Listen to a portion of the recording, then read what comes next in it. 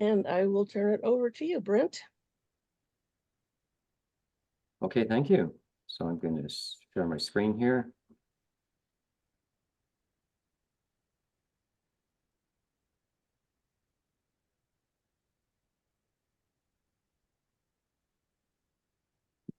And I assume everybody can see my screen now. Yes, we can. Okay.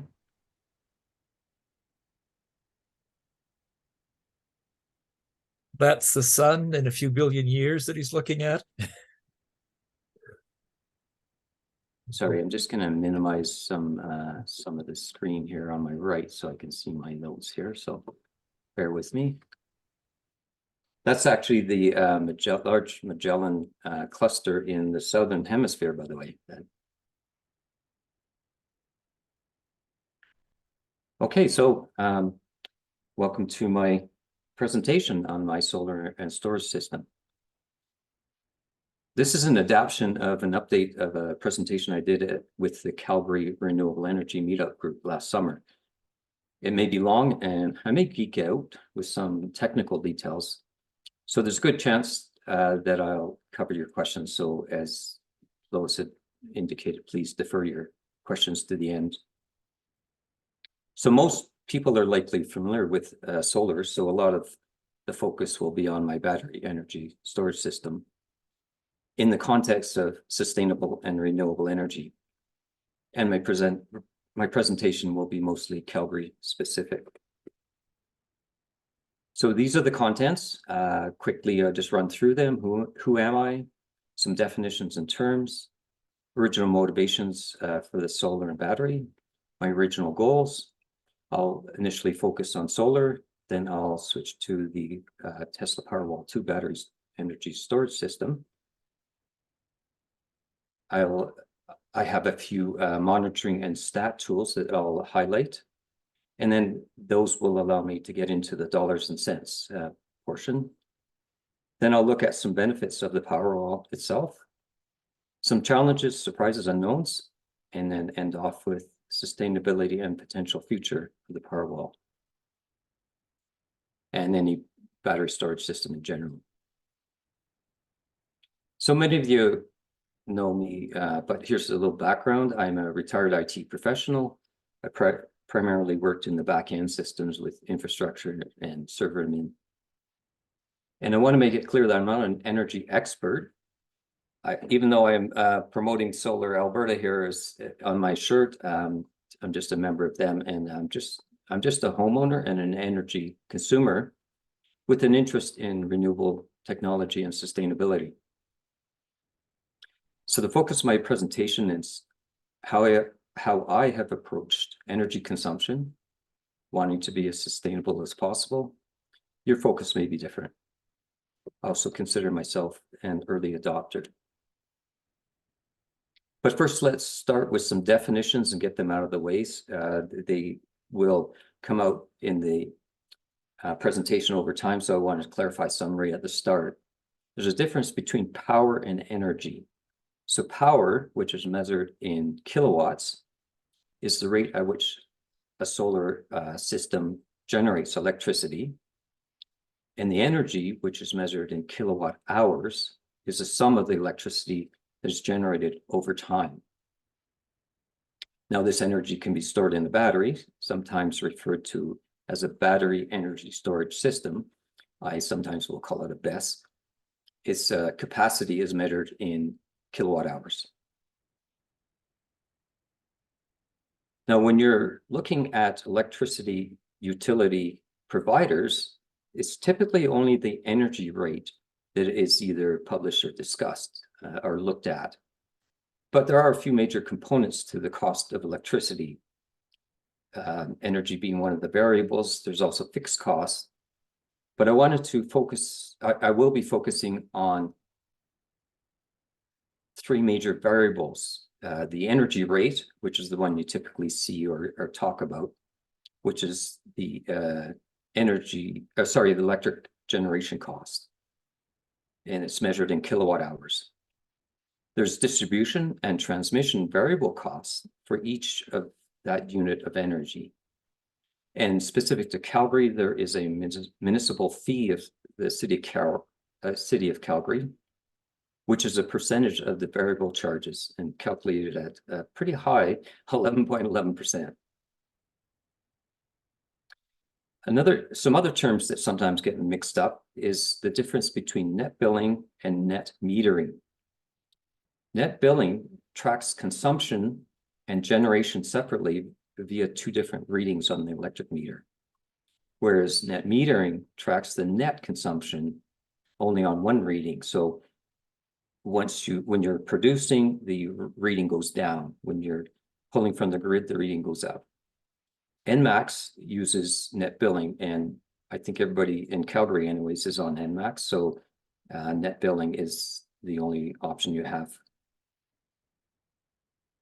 I've mixed up the term PV module and solar panels. They're basically the same thing, so I just want to clarify that. Sometimes I'll say PV module, that's sort of the industry terminology, but it's essentially a solar panel.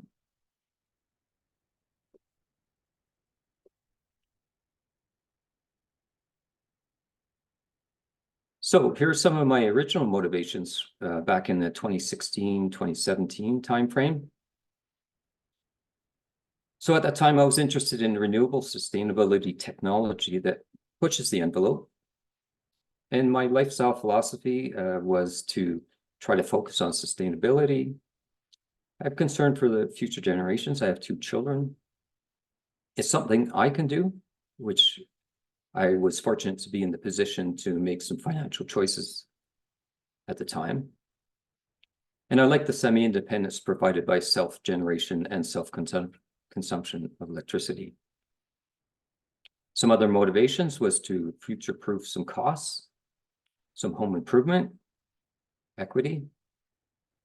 And at the time, there was a government rebate, Alberta government rebate back in 2017. And also back in that time frame, there was the second generation Powerwall had just more or less come out, which had substantially more capacity than the original Gen 1. So specific to sustainability, I want to make it clear that there's no silver bullet. We're all consumers of energy. And the question for me was how I could minimize my consumption. So with those motivations, these were my goals. I wanted to minimize electric consumption from primarily, at the time anyways, coal, natural gas-fired grid, have a backup in case of a grid outage, generate and consume electricity produced in a renewable and sustainable format, and support a local electricity retailer. At the time, Bow Valley Power was a local retailer who gave me the option to use so-called green power, which at a premium I pay. This guarantees that any electricity I generate has been produced in the green or in wind farms or solar panels, for example. So other original goals was to maximize the size of my solar panel, which for me, for my house, required the installation of some of the panels on east and west facing parts of the roof, and also on the garage, which had some shading. And I wanted to maximize my self-consumption and use a sustainable solar panel manufacturer. So I'm going to focus on solar first. So this is Calgary, this is Canada, and just bear with me here. I'm going to start a laser pointer here. Calgary's not on the map, but you can see it's approximately right here on the edge of this darker area, which it indicates it's in the region of the maximum potential for solar resources in Canada. And now, specific to Calgary, this graph covers the potential generation of solar affected by tilt and orientation. So you can see orientation on the x-axis, and the tilt being the lines indicated above. So I'm going to focus on south orientation on the green line, which is the optimal at a 30-degree tilt. So considering that as the optimal, what is the production if it's suboptimal? So for example, if your orientation is east facing here or west facing on this side, how much production potential is there? Note that the graph is not zero based here. So so the point I'm going to make here is that if you use south facing as the optimal, and the value here being 1400, if you go down to east facing at 1100, just doing the math of those two indicates that you should be able to get about, well, exactly 78.5% production from east or west facing compared to south. So I'll cover my real world stats later on to test this theory. By the way, I assume that this assumes there's no shading. So here's the technology that was available to me in 2017. I had 25 30-watt modules for a total of 7.5 kilowatts. They have matching power optimizers to improve the output, which are the power optimizers. Now, solar panels generate DC and they need to be converted to AC for house and grid usage. So this is accommodated by the Solar Edge single phase inverter that is listed there. By the way, panels now are usually at least 400 watts and up. So you can get more efficient panels now. So for my solar system, I wanted to focus on two solar specific items. First one being this real world production relative to solar panel orientation. And I can use cumulative data that I have had since my original install in August 2017. And the second one, I'm sure critical in importance to a lot of people, is what kind of financial benefits are there for having a solar system. And I noted here, especially, there is a special benefit from the Solar Club, which I will detail later. So here's my house looking from the southwest. You can see the garage, panels on the garage, and west facing up here, and a bit of the south facing. And here's from a bird's eye view, where north is up. So the orientation east-west goes this way. So as you can see, a smaller roof. So that's why I have some panels on the east facing and west, and also on the garage. I wanted to maximize as much as I could by doing a single install. Note the tree here, it does create some shading in the evenings, west facing, and some degree the garage. Plus also the garage gets some overhang from the second story, so it has a bit of shading as well. So moving on to the Powerwall, which is a well-known battery energy storage system. It mitigates the intermittent nature of solar. So if there's cloud, there's snow, night, or smoke. It benefits from the cost differential between sending electricity to the grid versus receiving it. And as I mentioned before, this is net billing, which is Calgary specific, and I'll provide more details later. Powerwall also increases self-consumption of solar generated electricity, particularly in the evening. Does it increase house value? Maybe too early to know. I haven't tried to sell it, so I don't know. The initial usable capacity in 2017 is 13.5 kilowatt hours.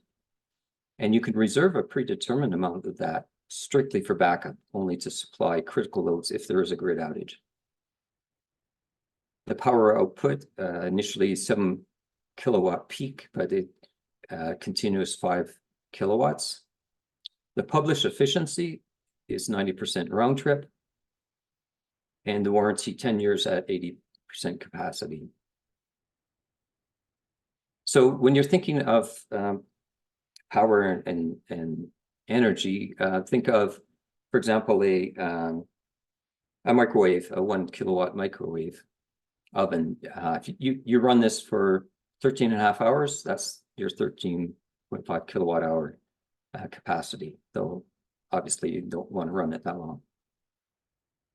So I'm going to cover three things later in more detail. I'm going to look at the backup reserve amount options, my round trip efficiency, and my current capacity compared to the original. Another note for anybody interested in the Powerwall, it's currently limited availability in Canada. Tesla Canada is taking orders, but availability and install times are unknown at this point. I had some customizations for my install. I was one of the first ones in Alberta, by the way, August 2017. It was a little new for the installer, so there was a bit of planning required. So here's the breakout of the Powerwall cost and an added component called the Tesla Energy Gateway, which provides intelligent switch and breaker capability. I'll give a lot more detail about that gateway later on because it's a critical component for my system. And so there's the total cost itemized there.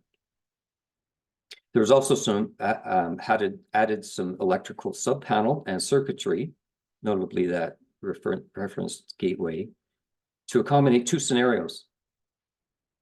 Scenario one is in this scenario where there's no grid, but there's still solar production. So obviously daytime is an example.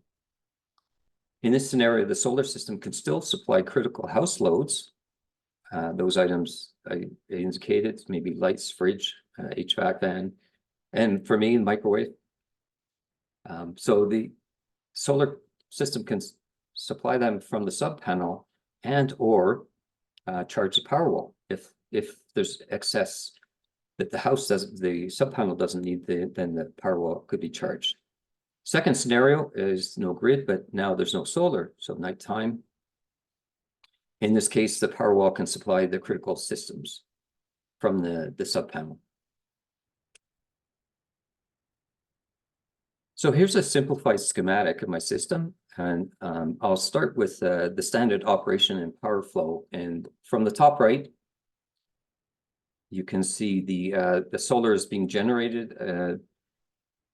In this scenario, the power goes through the solar inverter, through the sub panel, backup gateway, main panel, and then out to the utility or the grid.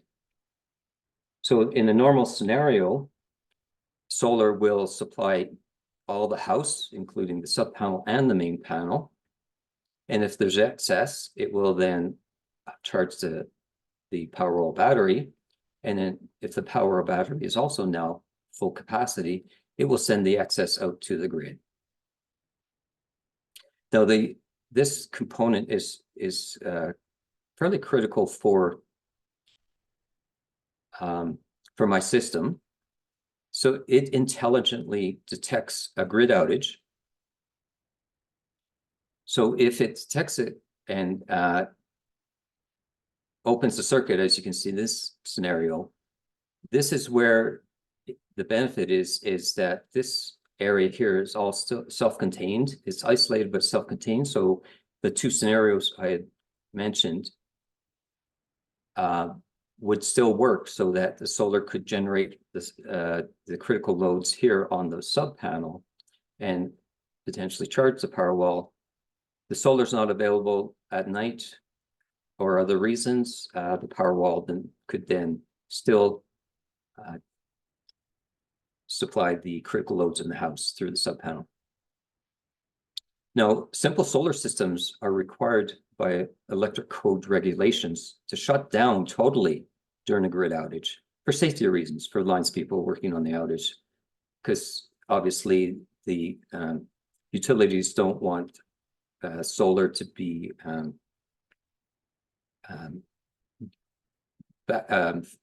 charging up the grid. So this needs to be shut down.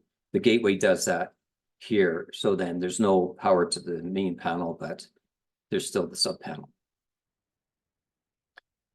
Incidentally, if you're looking at going off, concerning going off grid, it's actually not an option in Calgary. Every house has to be, every residential residence has to be grid tied.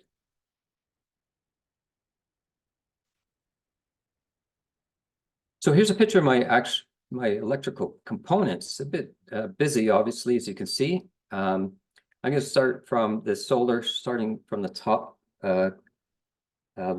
supply coming down into the inverter, which then connects to the sub panel. This is the gateway device, kill switch, manual kill switch, that is, the main panel, and then this is the grid connection. Incidentally, this device here is that allows me to charge my plug-in hybrid electric vehicle without having to upgrade my 100 amps service. Out of scope of the discussion today, but if anybody's interested, I can come back to this and give them a little more detail on that.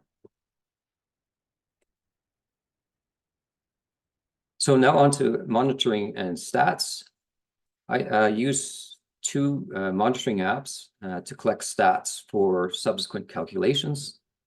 The first being here, the Solar Edge app. Now it tracks info only specific to solar. The benefit of the solar app is that it actually can break out total energy production for each individual solar panel. And this will be useful for calculating the first focus specific to solar that I previously mentioned, that being determining real world production relative to solar panel orientation. And this is current as of May 2023. There's enough cumulative data at that time to be relevant.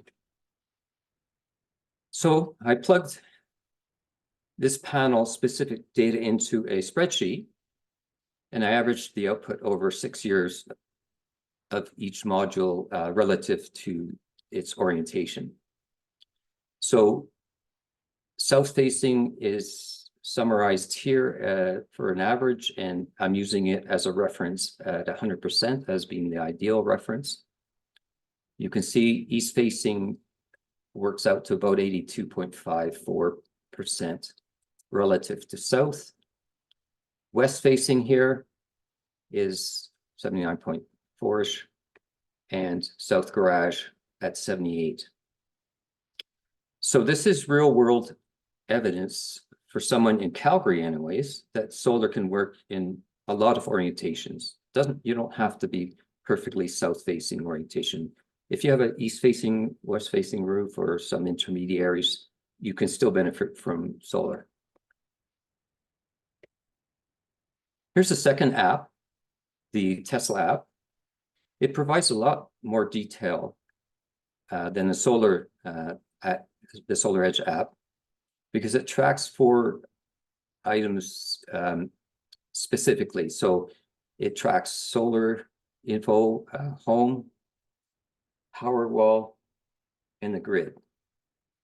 And as an example, the right two pictures show solar specific generation, and using lifetime calculations, there's the ability to get as granular as you want.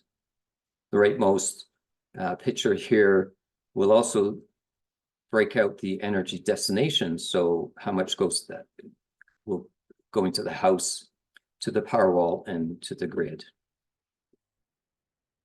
So I'm going to use stats from this app to crunch some numbers later.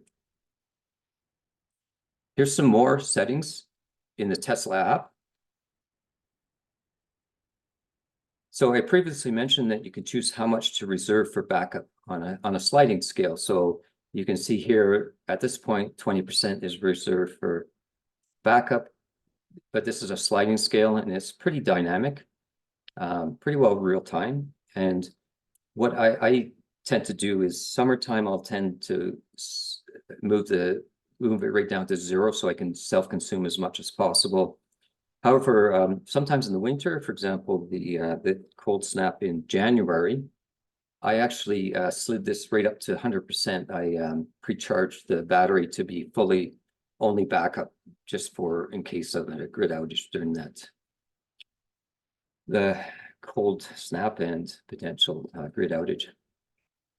The app also apparently has a capability to monitor weather events and proactively pre-charge. I'll be honest, I don't know if it works for my system. It's supposed to, but I've never seen it work, but I've never looked for it to see if it works. So it may have done it in the background without me even being aware of it, since I don't typically look at the system on a daily basis or regularly. It just sort of runs on its own.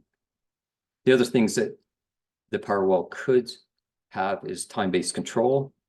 That's not an option here in Alberta yet. It's more for time of use capability.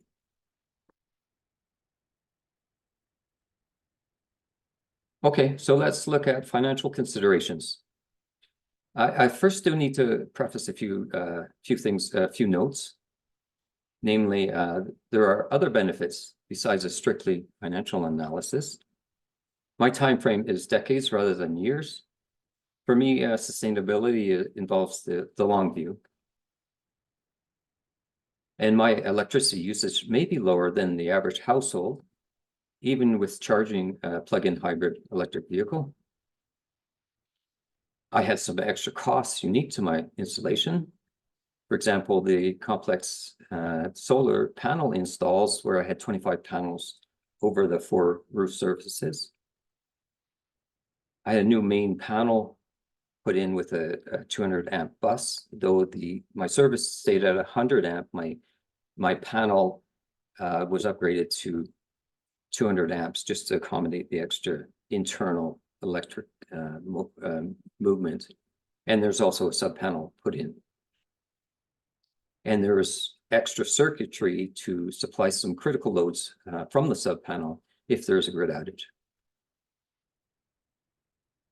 So dollars and cents, I mean, calculating the actual cost savings is a bit of a dark art when you're looking at your electric bills because they're pretty complex and there's a lot of variables. So the following is a bit of a long section with some geeky stuff. So hopefully it interests people and please bear with me. First thing, now that I got the disclaimers out of the way, the first thing that I've got that I'm looking at here is what was my total cost of ownership? Now, total cost of ownership typically includes end of life, but the industry is too new to calculate that into my TCO at this point. Now, I appreciate that the dollar amount may be a little high. I anticipate that even though at that high expense, I have a 20-year life of the Powerwall and 30 years of the PV panels. So I feel at the time it was expensive and the pricing has gone down since then. Typically, for example, my system now may be about, it'd be under 20,000 anyways, but so the breakout here, I broke out just this Powerwall and gateway components on their own, and then the balance of everything else accumulated. And with the government rebate that was available at the time, my total cost 32,000. Bit of a high amount. I do appreciate. The panels, as I mentioned, have come down a lot, and I also anticipate solar will be coming down in the future. Okay, so total cost of ownership, fine. What's the actual return on investment? So I'm going to look at the return on investment estimate, and I'm going to focus on 2 items. And this is specific to Calgary and or NMAX. The first one is, what is the avoided consumption cost because of the electricity production and self-consumption from my solar and Powerwall system compared to a do-nothing scenario? And are there any additional financial benefits from the Solar Club, which started up later after I did the initial install in the spring of 2019?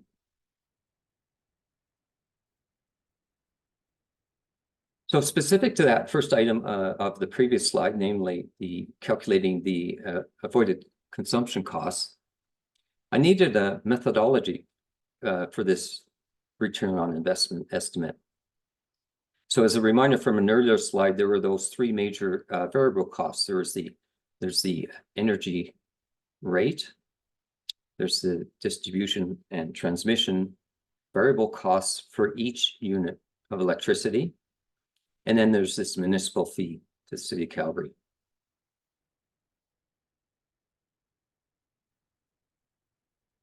Fixed costs don't factor into this. So for the energy rate, I use the regulated rate option that is essentially the do nothing option. And I could get the historical rates, pardon me, from NMAX. The distribution and transmission, I also could found a way to calculate that, and then the municipal fees are just basically a math calculation. So I just mentioned the regulated rate option is basically the do nothing option, and my next slide is going to demonstrate why I feel that is the valid selection. Okay, this is a busy slide, and I realize it's complicated, but I wanted to document the complexity of calculating potential financial benefits. I'm going to focus on the orange line versus the purple line. The orange line being the historical RRO rate, and the purple line being the Alberta fixed rate. And this is right from January 2016 through to January 2024. So I'm going to be zooming in here so that's a little easier to read. I hope that that's a little easier to read now. Now I can't highlight the lines when I'm zooming, but you should be able to see the orange line here at the bottom compared to the purple line. So this time frame, these 2 years, the regulated rate was actually a lot lower, surprisingly, than the fixed rate. Most people think fixed rates are the best option, but not so at that time. I'm going to scroll to the next time frame, which is 2018 to 2022. You'll see that the two lines are have merged and are pretty well equivalent at the time. The next screen being 2020 to 2022. This is where there's a bit of a deviation at the end, where the regulated rate has gone up over the fixed rate. And more recently, it's gone at times substantially higher.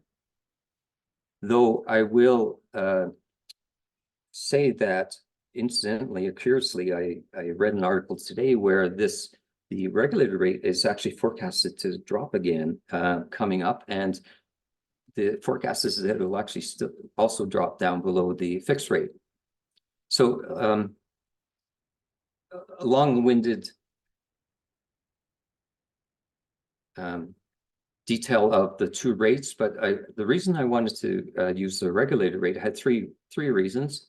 It's the do nothing option. For example, it's a default for any new customers. I had easy access to historical rates, and over the long time frame, it's actually comparable to fixed rates. So next, I wanted to determine the transmission and distribution variable costs when receiving electricity from the grid. So here are some published amounts based on an average house electricity usage of 600 kilowatt hours per month. And the NMAX rates are in black dots. So I'm going to zoom in here. So you'll be able to see this. Oops, pardon me. Let me try that again. So this is the average monthly transmission cost of electricity for residential. And as I mentioned, the black dots are is NMAX.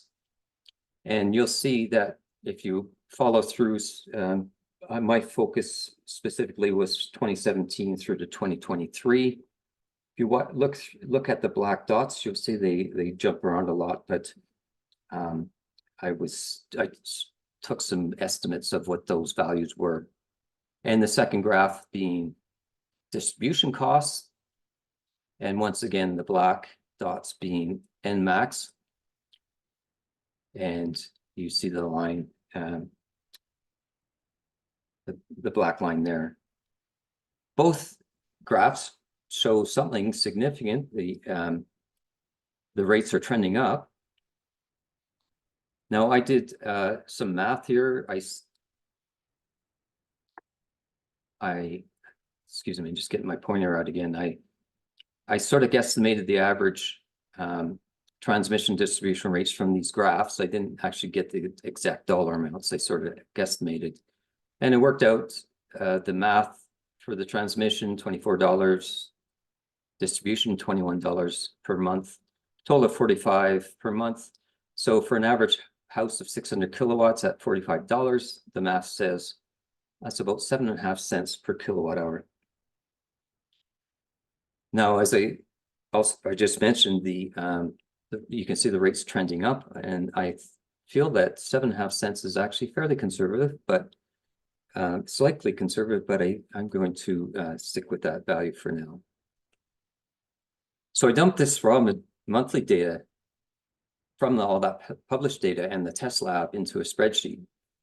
Obviously very busy, and I'm going to break it out, the important data, in the next following slides. So here's my estimated avoided cost distilled from raw data. The picture only shows the last year or so, but the sum is from August 2017 to August of 2017, yes, until December of 2023. So just to briefly summarize, this is that RRO rate that I said was published by NMAX. I added the variable cost at 7.5 cents per kilowatt hour. I tracked my monthly solar production.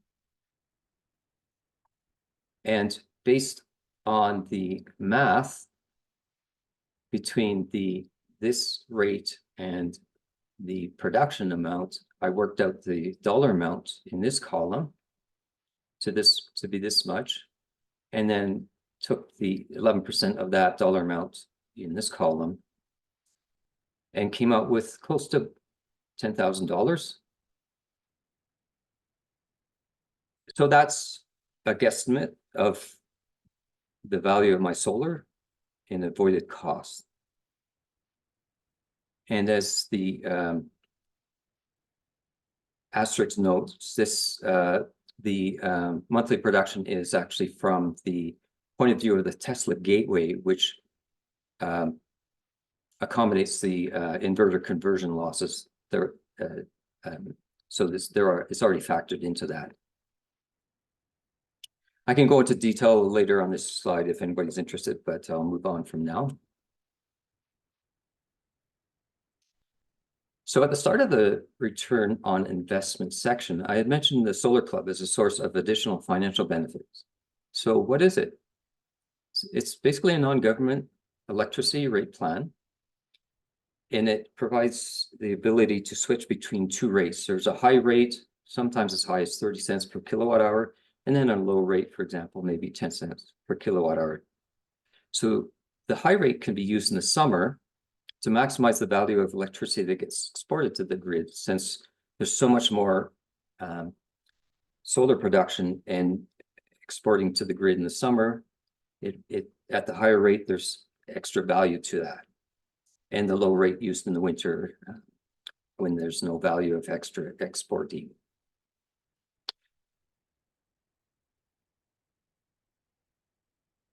So the solar club benefits from the extra high differential between its rates and the RRO rate, the do nothing rate. For example, that when I'm producing and I get 30 cents per kilowatt hour, that's a lot higher than the regulated rate. In the next slide will actually detail that benefit. And by the way, the Solar Club is one of 3 that I'm aware of that have similar features. The other one being ACE, and apparently NMAX also allows for these different rates. So briefly, here's how I calculated the financial value of the Solar Club, starting from the spring of 2019 through to December of 2023, pardon me. So the benefits from the high producing summer season, and to some degree, spring and fall. So maybe up to 8 months in the year, and no real value in the winter time frame.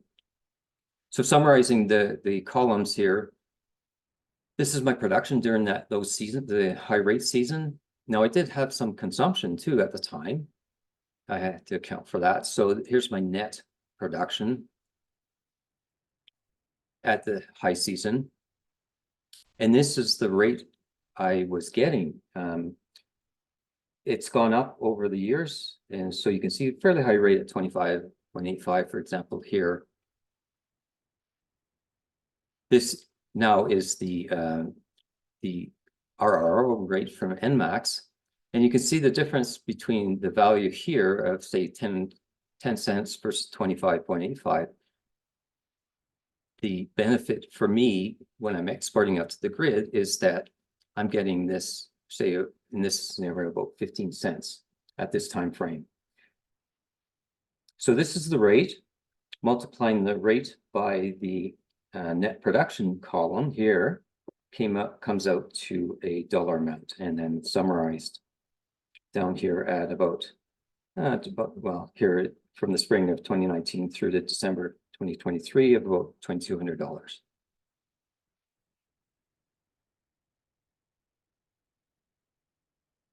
So in summary, and to answer the second focus specific to solar that I had mentioned way back near the start of the presentation, namely, what's the financial benefits of solar? Here's my guesstimated return on investment calculations. The avoided costs I calculated now, and then the additional net benefit from the Solar Club. I'm guesstimating my net benefit of about $12,000. Now you look at that 12,000 over the initial investment, coming out to about 37.5% return on investment after about 6 years. Just a sub note here, new installs of solar should have lower install costs and potential for higher electricity costs going forward. In other words, avoiding those higher costs. So therefore, there should be a higher return on investment.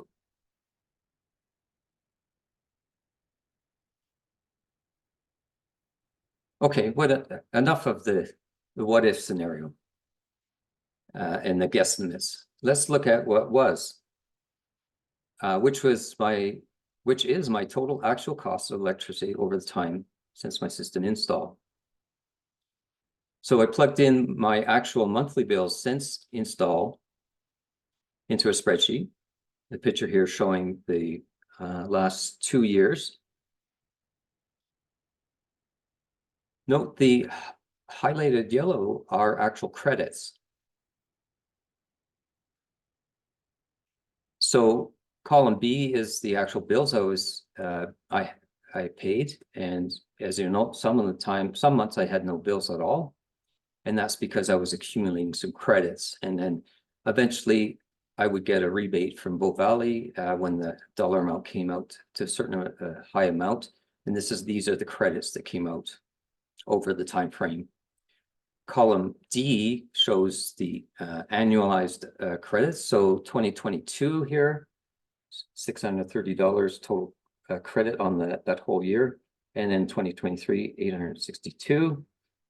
And over the total 6 years, 1,900, close to $2,000.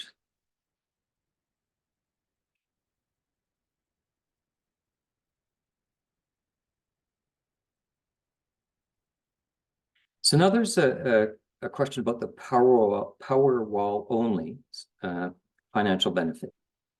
So I'm going to try and attempt to split that out specific for the power wall from that total benefit I just mentioned. So in other words, how much of the cost savings is directly attributable to the power wall?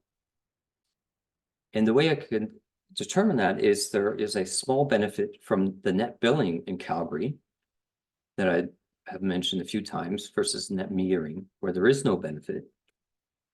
Because net billing tracks energy export separately from import, there is two items that show up on your bill, the export amount and the import amount. And what happens is the power wall will benefit from a cost differential between importing the energy from the grid, which is your energy rate plus those plus three variable costs.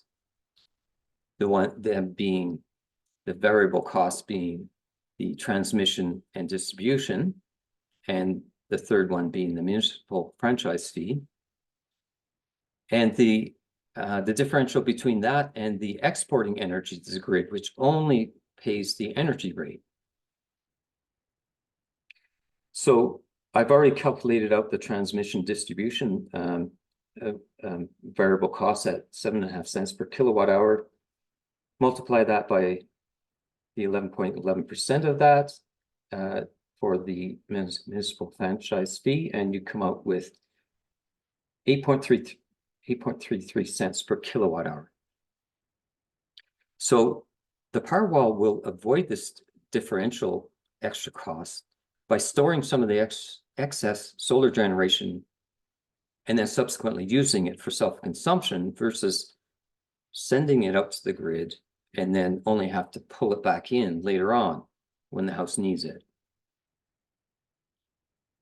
Oh, by the way, for clarification, the microgeneration regulations in Alberta, which a house it falls under, specifies that the energy rate paid to exporters, for example, myself, when I send it to the grid, is the same as the energy rate charged when importing from the grid. If you follow the energy or the solar market, you might hear of some other jurisdictions where they've changed that, where you get less value for sending the energy out to the grid. But in Alberta, anyways, at this point, the microgeneration regulations say the energy rate is the same whether you import or export. So I summarize this benefit by importing the monthly energy received from the Powerwall data from the Tesla app and multiplying that by 8.33 cents. So this is the energy received from the Powerwall, and the saving differential is by multiplying that by 8.33 cents, coming out to about $1,000 with some annual savings amounts down here.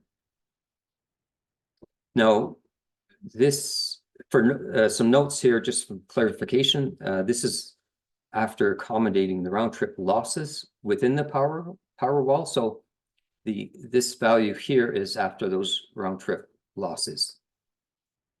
And this is not an additional value. This is the estimated part of the total savings attributable to the Powerwall. So in summary, the Tesla Powerwall, and pretty well any other battery energy source system, has some minimal benefit from a strictly return on investment calculation point of view. As you can see from this breakout here, the only about 8% of my total financial benefit can be attributable to the Powerwall and on the original total cost of ownership calculations, about 10% return on my investment from the original Powerwall costs. So for some people, this may not be appealing if you're looking strictly at the return on investment. It's a minimal financial return if you're only viewing the Powerwall as a financial investment instrument. However, some people can, like myself, can be consider this as a low risk, low return investment. But I look at it from a different point of view. I see some of the following benefits, namely some Powerwall benefits are self-consumption in the evening from solar generation during the day, future-proofing some of the costs of electricity, increase equity in the house, and or if you want to look at it as home improvement, electricity backup capabilities with no intervention or maintenance. There's no outage if the grid goes down. There's an automatic cutover. Storage of solar generation can still occur when the grid is down because of that gateway device. And there's no need for example, a gas diesel generator or other typically manual backup systems. More sustainable than solar alone when you're adding a plug-in hybrid electric vehicle or fully EV, since you can charge the vehicle in the evening from the electricity you generate from the solar. Now, the next points are speculative, but I see some other potential benefits going forward. For example, as more people add storage, this may actually defer or eliminate the need for costly grid upgrades or peaker plants, particularly relevant with respect to sometimes there's the maximum demand in some evenings where solar may no longer be able to benefit, but then the Powerwall can kick in and reduce demand and therefore help the grid in general. There's also the potential to participate in the future of virtual power plants. I'll detail that a little later, and also leverage some time of use rates, which I'll cover a bit later too. Okay, let's now look at some challenges, surprises, some unknowns. Starting with solar and specific to me. For me, the insurance was a bit of a surprise, I guess. There was a bit of extra cost from my insurance company. They wanted a structural engineering report, which wasn't part of the original estimate. I think they are included now, by the way, but back in 2017, they weren't. And some insurance companies may actually increase your rates. Mine, my company didn't. Basically, depending on how you have your house insurance set up, it may increase or not. If you're not happy with the, my recommendation is you check with your insurance company first before you install, and if you're not happy with them, shop around. There's lots of options. Another surprise, yes, pigeons. They actually like the protection from predators and may try to nest under the panels. And my recommendation there is to get so-called pigeon or rodent guard. Make sure it's done properly. I'll explain that in a minute. Because if you don't have rodent guard, you will have pigeons eventually. Another unknown is snow. How much effect is snow and to that degree also smoke on potential generation? I'll detail I'll detail snow later. So on the topic of pigeon or rodent guard and surprises, not only get the right kind of guard, but not only get it, but get the right kind. So here's a picture of the rodent guard I had installed. I'm going to leave the company's product unnamed because it could have been an actual improper install and not a product issue. because the this product is temperature dependent sealant adhesive, pardon me, and the install was done early in a cold morning. So what I'm illustrating here is those pigeons. Here's the back. Here's the back of my house, way up on the 3rd story here, and as you can see, this has been pulled out. You can't see it, but pigeons now could get inside and have themselves a nice little secure secret hideaway. So, reiterating, you will get pigeons if you don't have them now. With solar, get the right kind of pigeon guard. So now onto the challenge of snow. So I had a chat with Bing about the effects of snow on solar production. And here's the output. Essentially, it covers a 5-year study done by NATE, Northern Alberta Institute of Technology, which found that the annual energy loss to be about 3 to 5% from snow. So my recommendation and my philosophy for residential installs anyways is just live with that production loss from snow and build it into your annual performance expectations. For example, for me, I did doing some quick math with that $12,000 estimated benefit I calculated earlier over 6 years, which is $2,000 a year. Multiply that by 3 to 5%. You're coming out to maybe $60 to $100 of potential value lost. Large solar farms may have an incentive to clear the snow, and they have some built-in solutions. But from a mitigation point of view, mitigation of production loss point of view, just live with the loss from snow. And particularly on a 2 or 3 story house, for example, I have a 2-story house, but in the back I have a walkout basement, so it's actually way up 3 stories up. So don't want to be getting up there or doing anything funky up there. So just live with it. It's just one of the things that my philosophy says, oh, well, I'm not going to worry too much about it. The last item on the slide here talks about the angle of solar. It said that it indicates that 45 degrees is the best angle for snow to help with sliding off. But that's more for just specific to snow. If you're looking at the annualized benefit, you still want to stay at a 30-degree angle, optimal. So, speaking of snow, the bane of snow and garage sales, the bane of solar and garage sales, pardon me, in Calgary anyways. This was April 2018. I think it's a little humorous. I'm just gonna slide up here. I tried to do a garage sale and maybe change the snow sale, but didn't have much success of either. And obviously no solar production.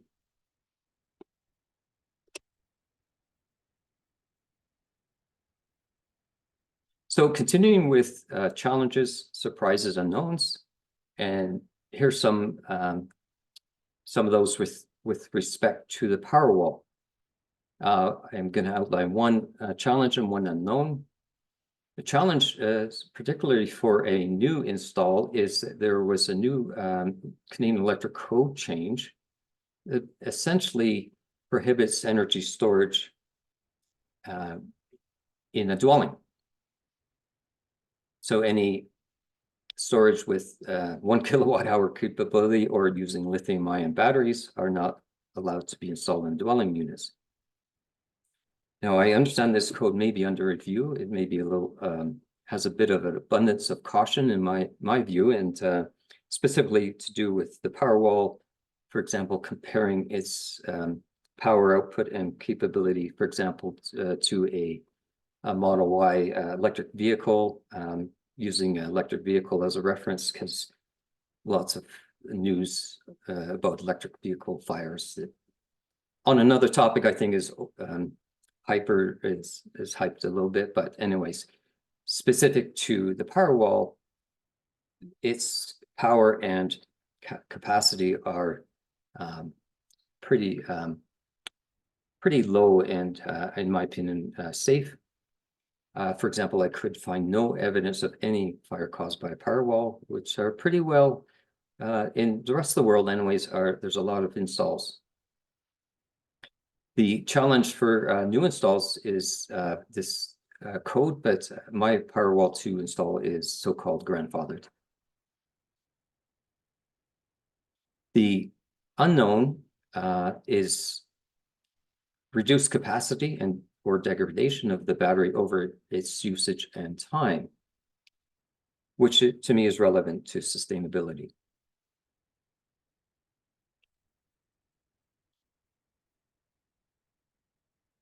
So to summarize, here are some considerations on the sustainability and potential future of my Powerwall and possibly other battery energy storage systems.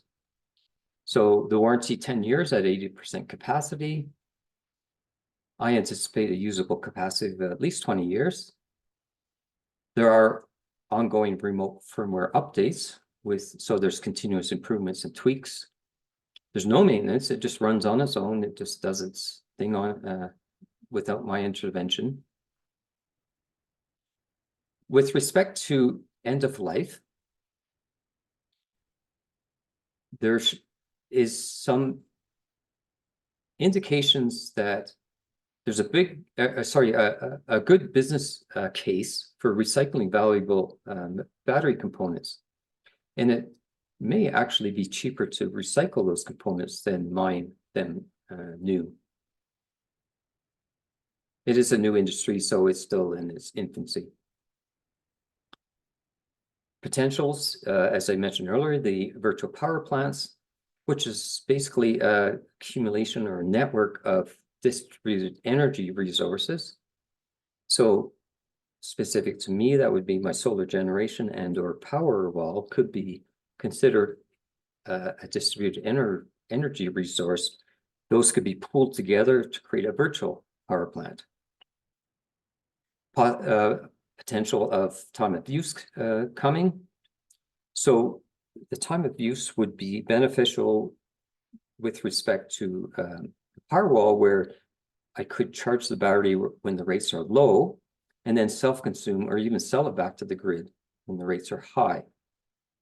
Just an FYI, ATCO has a pilot program to test time of use rates in some communities in Alberta.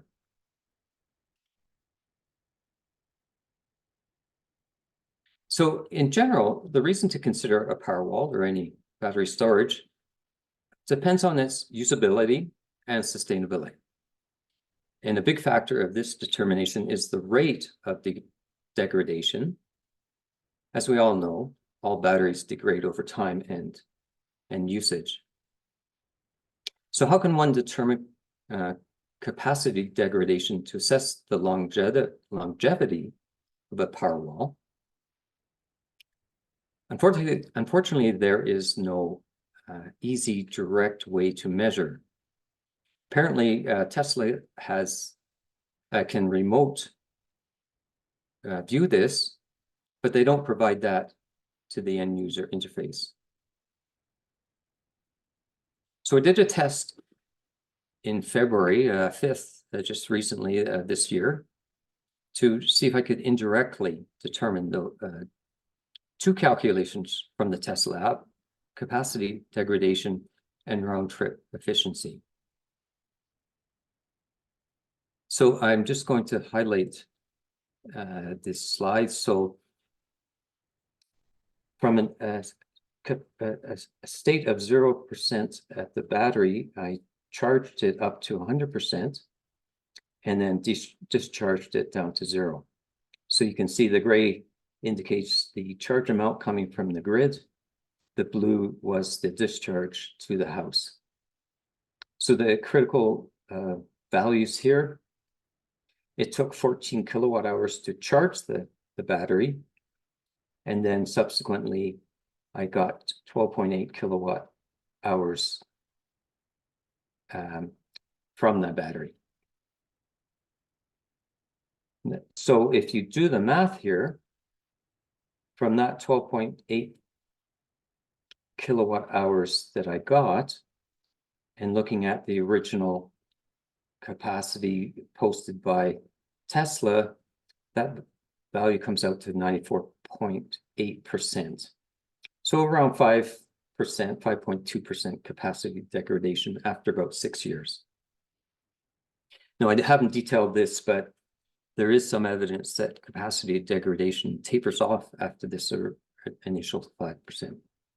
And also this final, this other note, this is only a guesstimate, I'll have to be honest, because I don't know my actual initial usable capacity.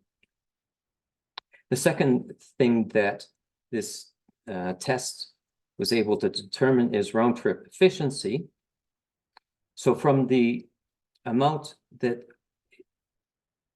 the battery was charged and the amount that I got out of the battery, doing the math, the division here, you see that it comes out to 91.4%. So this compares close to the published efficiency from Tesla at 90%.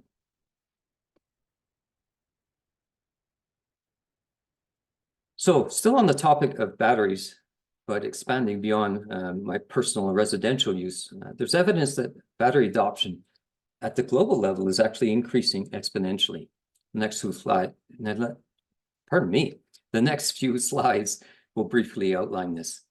Now, this is somewhat beyond the scope of my presentation, but I feel it's noteworthy and relevant. So first of all, battery sales are growing exponentially up an S-curve globally. And battery costs keep falling while the quality keeps rising, the quality being measured by density. So this creates a reinforcing feedback loop.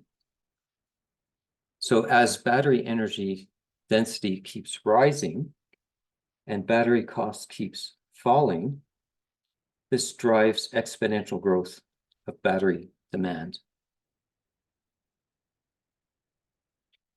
I don't know for anybody who's familiar with the IT world, there's a similar principle, the so-called Moore's Law, which talked about the observation that the number of transistors in an integrated circuit doubles every 2 years. So it creates an S-curve. I mean, it's not indefinite, but we are apparently in this S-curve adoption rate at this point. Here's another reference that I thought is helpful, and it outlines the benefit of all energy storage services in general, not just batteries. Now, it's a busy chart, and I wanted to focus on the last column, which is the benefit of energy storage services to the Alberta grid. Now, there's a lot of terms not familiar to non-industry experts like people like us, but it illustrates the multiple and varied benefits of energy storage. So this being the last column, you can see there's quite a lot of items that energy storage services could provide to the grid.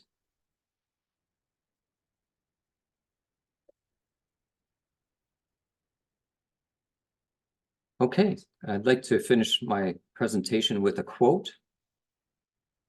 I'll leave it up for a little bit and let you read it. But here's a little background. Gordon Howell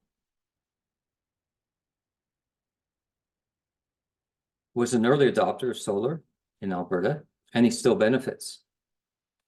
I'm an early adopter of battery storage, and I hope to similarly benefit. Now, this quote is solar specific, but I think it applies to my scenario as well. And lastly, consider this. Compare this, an install of a solar, maybe possibly battery, to other house improvements, for example, doing a kitchen renovation. maybe run $30,000 to $50,000. Put new stucco on your house, 30,000. Most people don't typically look at maximizing the return on investment or minimizing their total cost of ownership when they're considering these house improvements. So my point being, and mixing metaphors, is that residential storage residential solar and battery storage are not a silver bullet for a perfect sustainability solution, but could be one arrow in the quiver. And that is my slide and my presentation. Thank you so much, Brent. And now we can open up to questions. You want to stop sharing so that, okay, and I'll stop spotlighting. Okay. Thank you very much. That was a lot of information. Okay, so anybody, if you have a question for Brent, comment. Oh, good, here we go. Joel, what's your question or comment? Want to unmute yourself?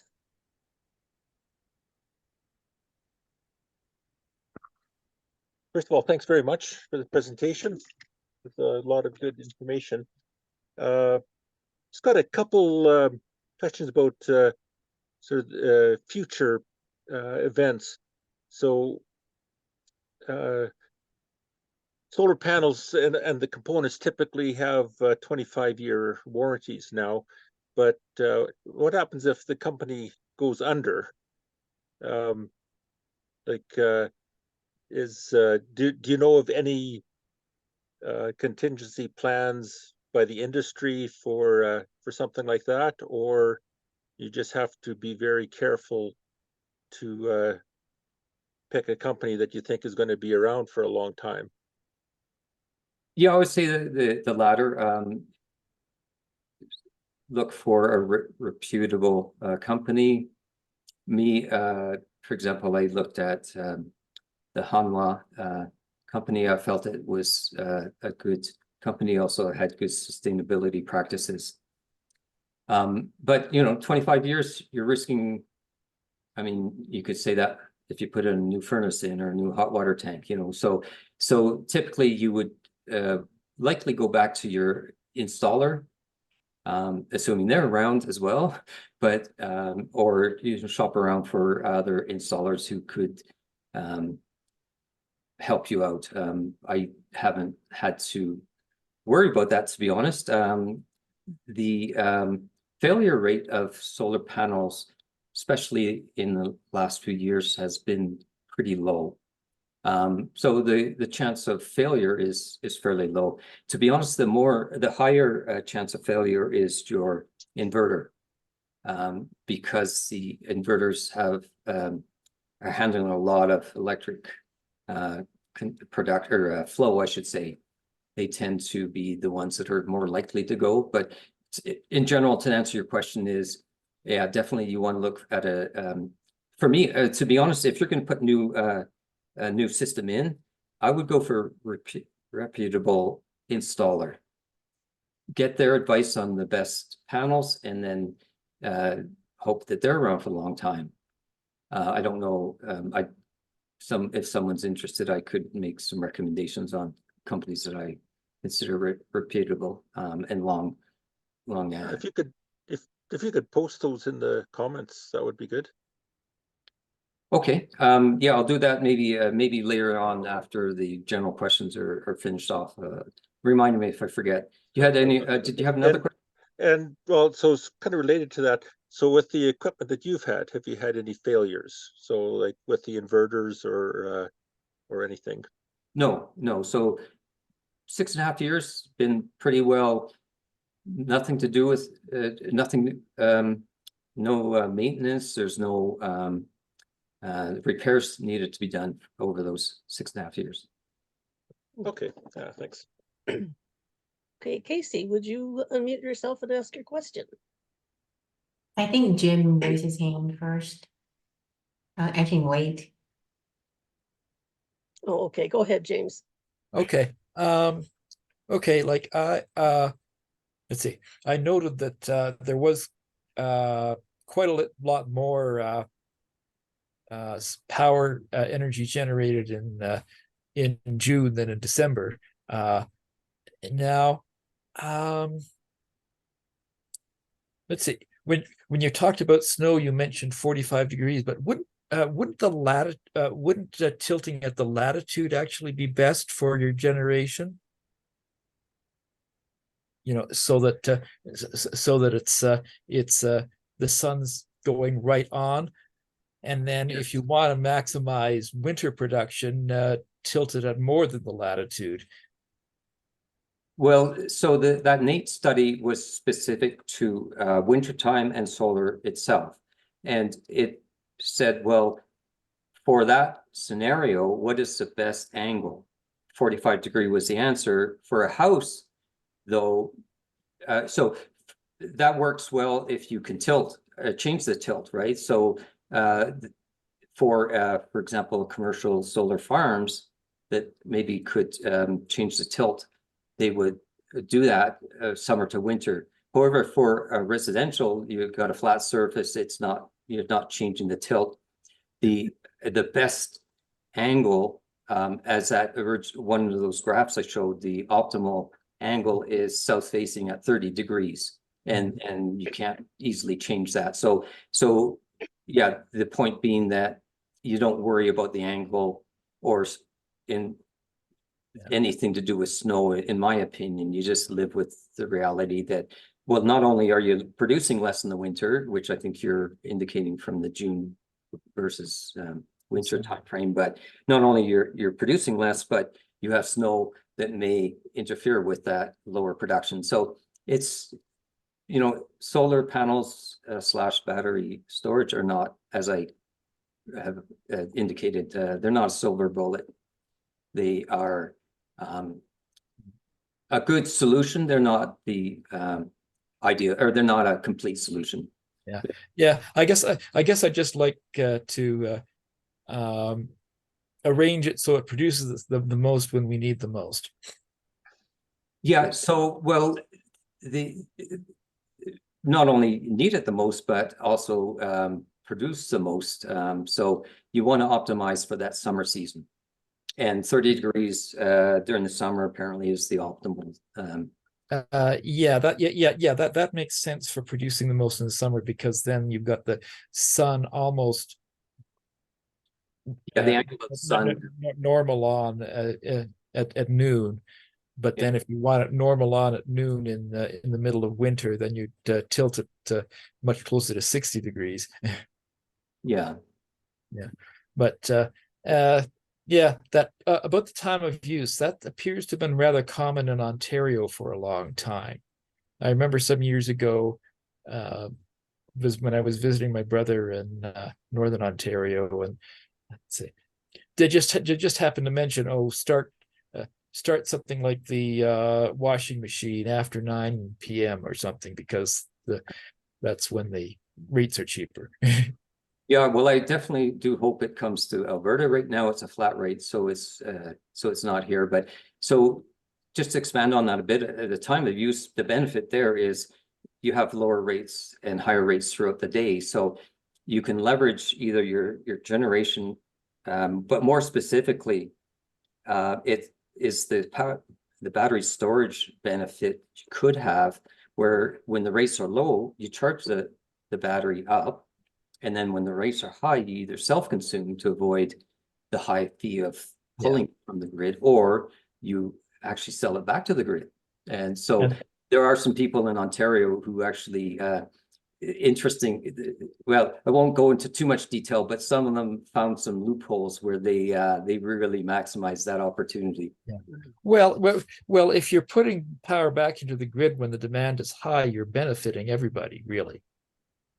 Well, that's the advantage of solar, is it's intermittent. That's a disadvantage, but it does supply, well, specifically it supplies my neighbors, really, right? Anybody who's attached to my to the same transformer. I mean, that's where the electricity is going to go. So it is a general benefit when you think of, sometimes electricity is thinking of as a big pool, and you have inputs and outputs in this big pool. But the reality is, you're going to probably supply your neighbor sooner than someone in Edmonton. Oh, by the way, something that looked a little odd, in that initial diagram, it looked like things were going, the solar stuff was going through the inverter before it went to the battery, which wouldn't make sense to me. Presumably it seems to me that you've got the DC solar. It would make sense to go directly to the DC battery, and then the inverter would only come in when you're going out of the solar and battery system setup. Well, if you'd like, I can show that again if that's okay. Lois, do you mind if I represent there? Okay, this is getting into a rabbit hole that others may not be interested in. Okay, well, maybe we can defer it for other people first, and then we can come back to that, Jim, if there's no further questions later on. Okay, Okay. that sounds good. So Casey, go right ahead. Thank you. So I started doing some of my research and I see that they have, or like some companies recommend microinverters and some actually recommend inverters.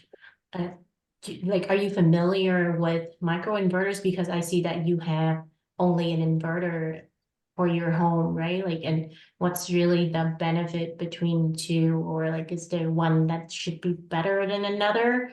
Or are they pretty much the same? Yeah, no, it is site specific and focused on potential shading. So if your roof has a lot of shading, the microinverters are better because each panel will have its own microinverter. So the next panel over won't be affected by shading for that specific panel. So microinverters are recommended if you have a lot of shading. In my scenario, I don't have a lot of shading. My panels are actually in a string, and two strings, pardon me. So there's two strings that go into the common central inverter. Because there's very little shading, I do have that tree that's evening time and there's not too much production in any case. So shading wasn't an issue for me. So that was the recommended for my scenario. So that's the trade-off, and it's typically shading or not. Okay. There's so many Thank you. details we would never think of, aren't there? Yeah, there is a lot of complexity. So the advice is find a reputable installer, and they will have all that knowledge. And there's a lot of stuff that is not common knowledge that they would you would benefit from. So that would be. Actually, I talked to 6 companies, and the interesting thing is like 5 recommended microinverters for my area. I'm actually in Tuxedo Park, and only 1 company recommended inverter. To me, that's like, okay, why? Yeah. That's only this 1 company, recommended that, whereas everybody else recommended microinverters. So, yeah. Some installers, to be honest, will focus only on certain kinds of installs, so that could be a possibility. Maybe if you wanted to get more reason, talk to that one company. Yeah. And actually, a good point, Casey, is not only just find one reputable installer. I would get more than one quote. Yeah. Thank you. Great, thank you. So David, go ahead. I have two questions. One was about the in the event of the grid going down, you're saying that the solar panels can't be used in general. So Did you a simple system, yeah. So the terminology is very confusing. There's a concept called islanding. So if the general grid goes down, but you're still connected to local connections, for example, through your transformer, you're still connected to your neighbors, or say potentially power lines. if the main grid goes down and the grid operator needs to work on the system, they don't want you supplying power to the grid or to the local area, which is what they call an island. So the island being your production plus possibly your neighbors or even your community where the outage is further down the lines. They need to work on the lines. They don't want you sending power out to the lines because of safety reasons, of course, right? So they call that islanding a problem. So the regulations say that you have to have an anti-islanding capability. For a simple system, without this gateway, which intelligently does this anti-islanding, your system's required to totally shut down. So your solar production has to stop. So any simple, even a simple system that's grid connected has to have this capability. So the downside, you know, during the day you want some power, but because of the regulations, you can't generate that power for safety reasons. The gateway device is the extra feature that's the benefit in my system that, because of its intelligence, can automatically create that anti-islanding functionality. I don't know if that makes sense. Yeah. So that gateway was a $900 item, I think. I Under think, yeah, it was list. $1,000. Yeah. So the power wall Something was of that. 9,000, and the gateway was about $1,000. Yeah. Yeah. Okay. So yeah. So when you hear about power walls, there's sometimes you want to also look at the extra circuitry to benefit from other features, which I've just illustrated the gateway does. Yeah. So even without the power wall, I'd still want a gateway if I want to use the solar during the day in the event of a grid outage. Yeah, solar during the day or which could potentially charge the power wall, and even in the evening. No, if I don't have a power wall. Oh, if you don't have a power wall. Yeah, I don't know if they sell them separate, but there are other companies that have that capability. Okay, so such a thing. So if I understood, you said that in the last 2 years, you're only allowed to have 1 kilowatt hour worth of battery Yeah, so in your home. new. That's so minuscule. Yeah, well, it's eliminating any any storage in the house that's ion based. Yeah. So as I said, and I it sounds like you also similarly indicate it seems a bit excessive. I mean, 1 kilowatt is nothing. Kilowatt hours, pardon me. So yeah, so that was a new regulation that came in. One lead acid battery has more than that. Well, exactly. In a car, a normal lead acid battery in a car has more than that. Essentially, it's prohibiting any storage in the house in any what they call it a residence. Yeah, I think. Or would a garage be okay? Yes. Well, a garage. If it's not attached, I guess. Because if it's attached, it may be a problem. Detached garage, yes, or another building on your premises. So I don't know the latest install amounts, but I think that's been a big deterrent for some people to get storage, is the fact that you can't put it in your house and potentially you may not be able to put it in your garage. I don't know the answer to that. Is this a worry about the battery catching fire or something? Yes. So, you know, in the news, there's been a lot of news about EV fires. We can talk about that, but I think it's overblown as far as the risk. And I did point out it. I ran through it really quickly, the amount of power generated by the Powerwall and its capacity, plus its the way it's built is very low risk. Yeah. To me is excessive caution to now prohibit it from putting in a residence.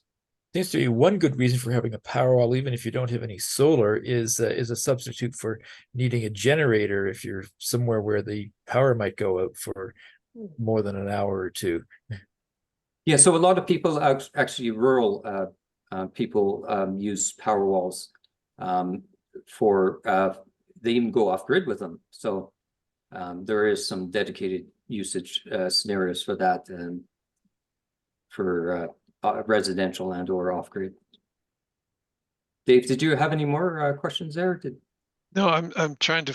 I'm quickly doing a Google search to see if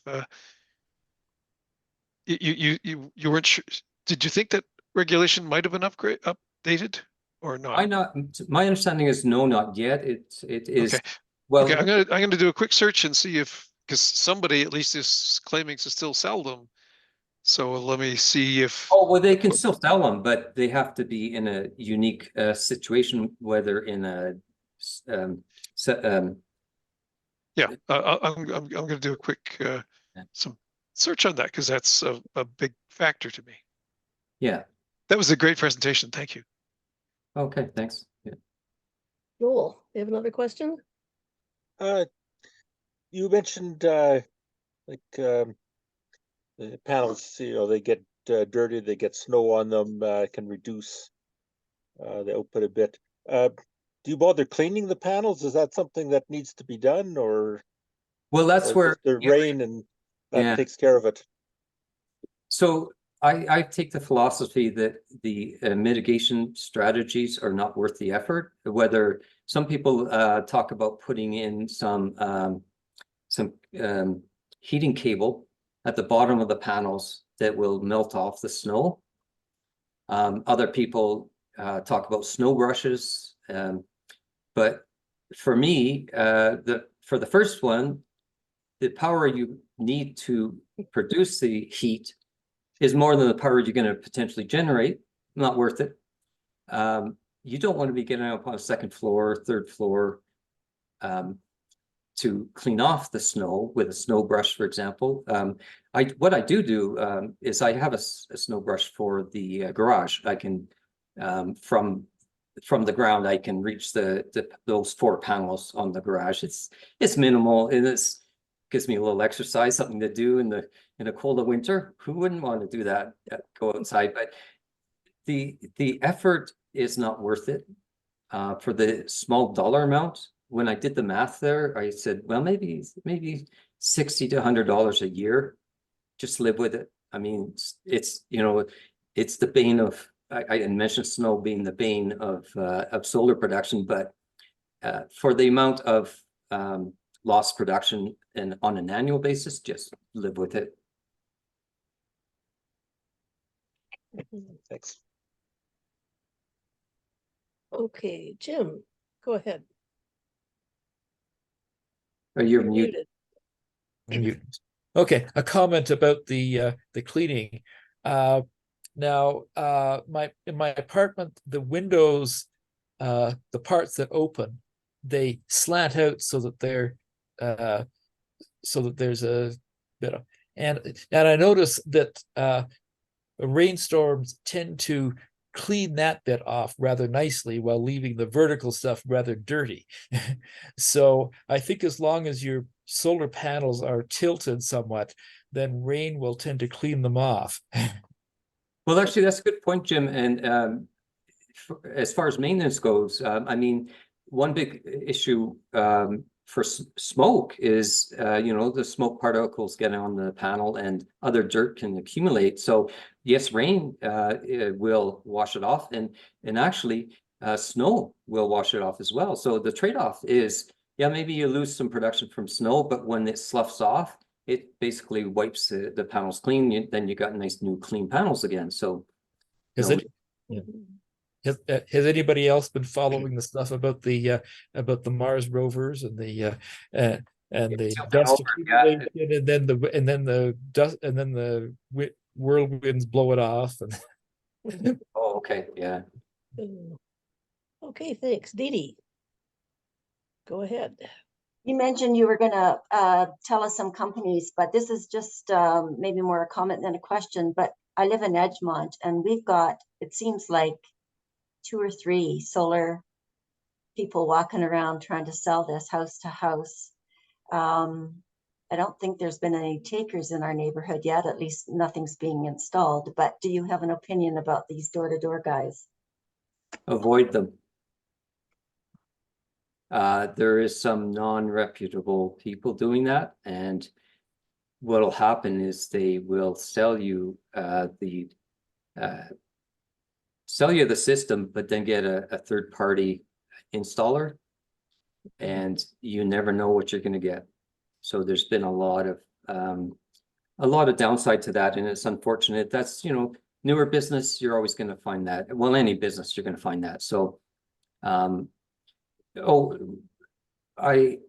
will post that a little later, some recommendations. But another thing for recommendations, you know, if people are on Facebook, for example, there is a Solar Alberta group that has a lot of good information. So, you know, you get pretty good responses fairly quick as far as, you know, your general questions. So if you are a Facebooker and you don't mind joining I think this is a private group, but which actually to me is a benefit.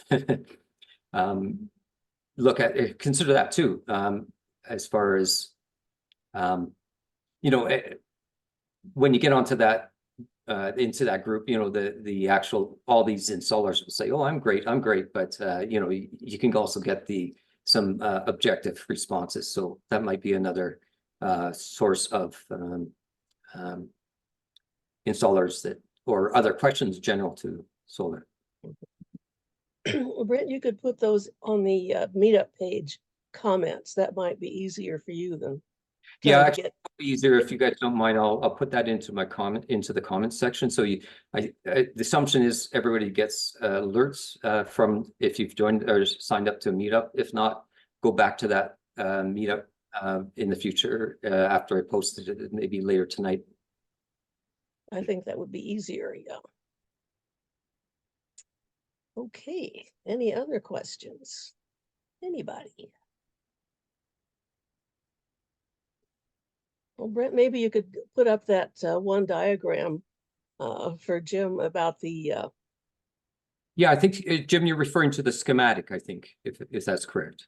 Yeah, I thought probably that's just sort of too schematic and doesn't really show the details, but it made it look like the solar went into the inverter, and then before it went to the power wall, which wouldn't make a lot of sense because you'd have the because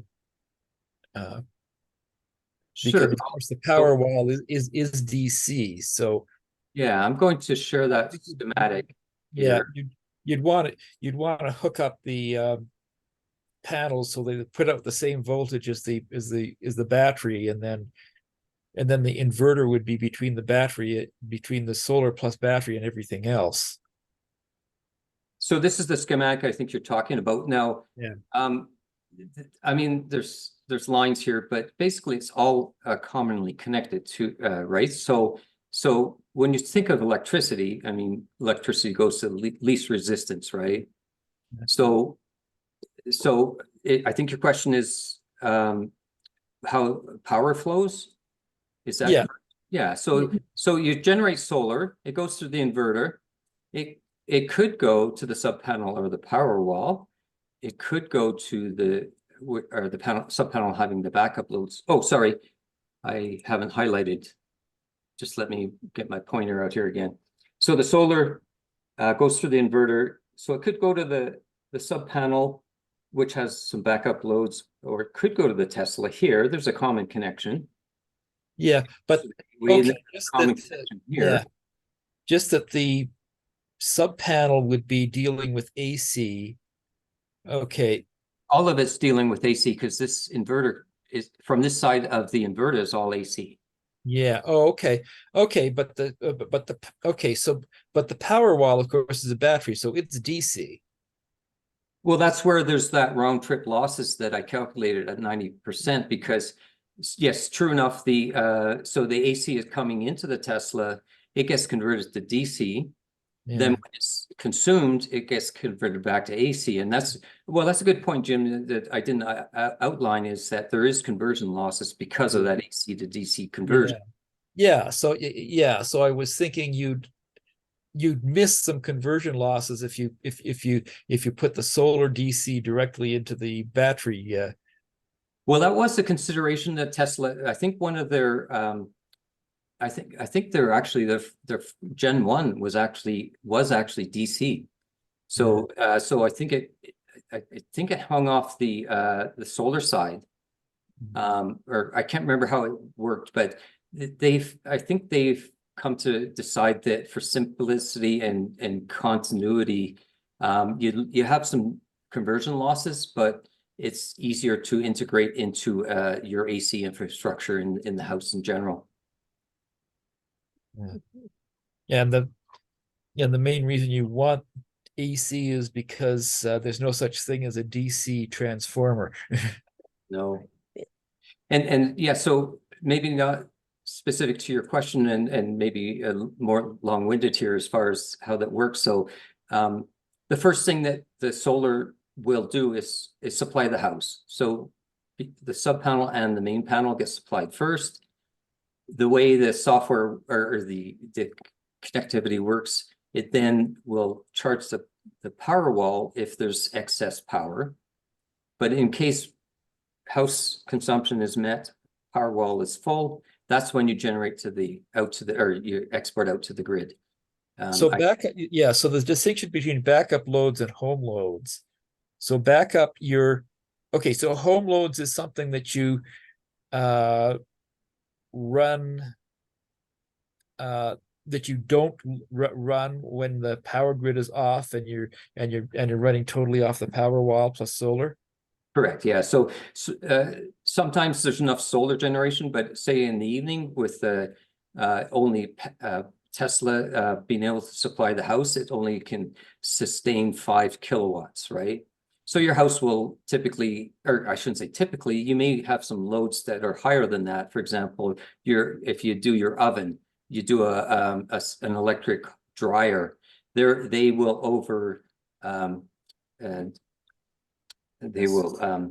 be more than the power wall can supply. So the function there is that they go on the main panel. Yeah. So Okay. when there's an outage, one power wall will not meet the whole house needs. Some people actually have bought 2, even 3 to do whole house backup. But for a single Tesla power wall, you only give it load on critical. You only put critical loads on it. So examples being lights, fridge. For me, my cold climate solar panels, my cold climate heat pump, the fan that runs that. So those loads would go on the critical, would be considered critical loads when the grid is broken at this point. Yeah, of course. Yeah, you mentioned dryer. I really like the solar and wind powered clothes dryer, i.e. a clothesline. Yeah. Hey, I'm going to get off topic on this, but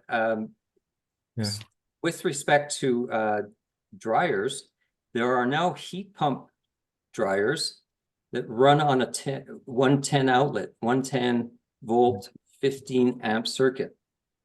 So I've actually got one of those, and what I did was I was able to leverage that connection, the old connection of the 30 amp 240 volt, and I moved that to supply my charging my battery.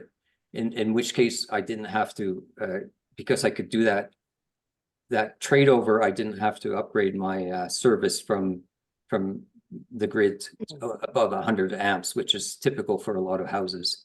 That's the problem when you try to electrify everything in the house, is you may go over the capability of your service that you get from the grid. Yeah. Okay, Jim, I think let's give other people a chance, okay? Okay. Sorry. Joel, Okay. When we got quotes for solar, one thing they all mentioned was that in addition to everything else, you can get carbon credits. So I think they said, something like $600 a year or something. Is that something that actually that you get, or is that just part of the Specific sales? to me, I didn't get that, and the reason I didn't get that is because when I put my system in, I got the rebate from the Alberta government, which canceled that carbon credit feature for me specifically. My understanding is, depending on who your electric supplier is, for example, mine being Bow Valley Power, my understanding is that they will calculate a carbon credit for you, and you'll get a sub amount. I don't know what it is since I don't qualify for it. I think Okay. that answers your question. Great. David, You mentioned in passing you have a cold climate heat pump? Yeah, so last April I put in a cold climate air source heat pump. And Air source, okay. Yeah. so it's a cold climate air source heat pump as my primary heat, and then I have a high efficiency furnace as a backup, or a secondary fuel, I think they call it. Or Okay, Cool. that's what I want to. Yeah. so No, I thanks. haven't talked about it much. I wanted to go through a full winter season before I look at, what's the cost, what was the trade-offs kind of thing. But yeah, I put it in last April. terrific.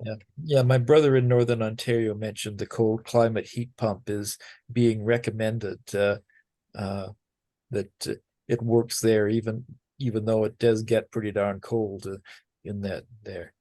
Well, the one I got, which was pretty well new on the market last April, claims that compared to electric resistive heat, it was the same efficiency as electric resistive heat at minus 25 degrees Celsius. So after that, it starts to drop off. And when you're looking at cold climate or air source heat pumps, you still need and the reality, even in Calgary, is you still need a secondary source. Mine, I kept my furnace that I already had that was high efficiency as a backup.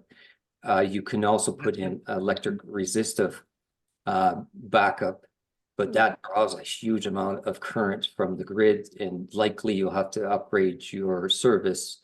For me, it would have been upgrading from 100 amp to 200 amp, and it would have cost me 25 grand. So it wasn't I something. take it your furnace is natural gas? So yeah, I still have natural gas for my furnace, and also I have a on-demand heat, hot water, non-tank, natural gas fired on-demand heat, water heater. So that would condense the water from the exhaust to get the last bit of heat out of it. Yeah. So oh, David's saying bye. Okay. Yeah, I guess yeah, we're getting close to Yeah, it worked out excellent. Yes, I've seen a lot of thank yous with people that had to leave. So any crucial questions? Otherwise, we're just about there. Okay, well, thank you so much, Brett. That was really a fantastic presentation, and we'll get this up onto YouTube as soon as we can, so that people who weren't able to come can listen to it. All right then. So I guess I that's learned- the next then, is it? I learned a lot. Thanks. Thanks so much, Brent. Good night now. And Bye. good night. Good night, everybody. Good night.